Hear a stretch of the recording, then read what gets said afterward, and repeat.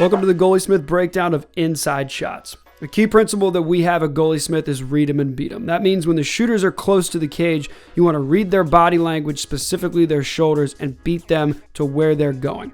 The way that we work on this is a drill called four corners. In this drill, you're going to warm the goalie up by letting them know where the ball's going. We start off stick side high, then we go off stick side low, stick side high, and then all over. What you're allowing the goalie to do by letting them know where the ball's going is you're letting them go early to the ball, which is the hard part. Most goalies are not comfortable with it. You're going to see a lot of goalies that do not move early or that just throw their stick at the ball instead of their whole body. You really want them committing fully and committing early.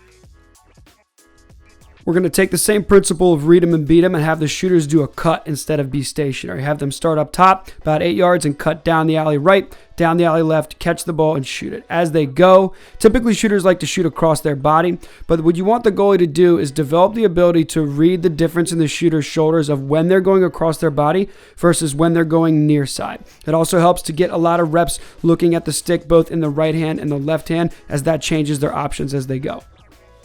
When you're training for 8 meters with the girls, it's the same principle, only they're not catching it off a feed. You want the goalie to work on reading the shooter's shoulders as they shoot, and depending on which hash they start at, that will dictate which option she has. Watch the shooter's shoulders as they typically point to where the shooter's going with the ball. Now again, it's important that your goalie gets their body behind the ball and not just their stick, because it's very hard to tell exactly where the shooter's going. If you get your body there, you give yourself room for error and you can cover up a lot more of the cage.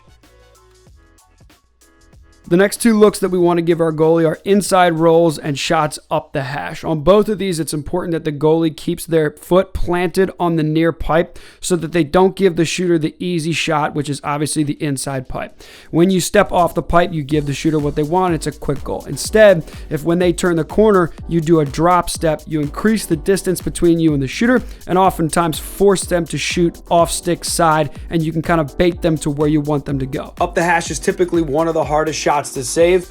You want your goalies to do one of two things: either hold their ground like these goalies are doing here, or crouch low and bait the shooter to go high. Typically, you know you're going to get hit in this drill, so it's a good drill to use tennis balls so that the shooters don't have to take any velocity off their shots.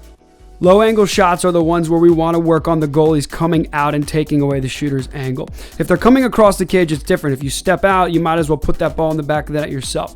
But if the shooter is being forced down the alley by a defender, that's a good time to come out because the shooter can't reach across your body. So it's a good time to step out and work on taking away the angle and using your body to make saves.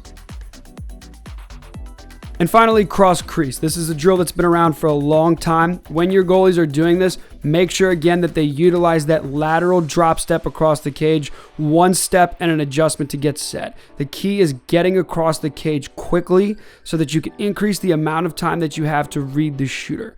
This is a shot that we see a lot in 4-on-3, in transition, so it's something you want to have in your practice plan every day.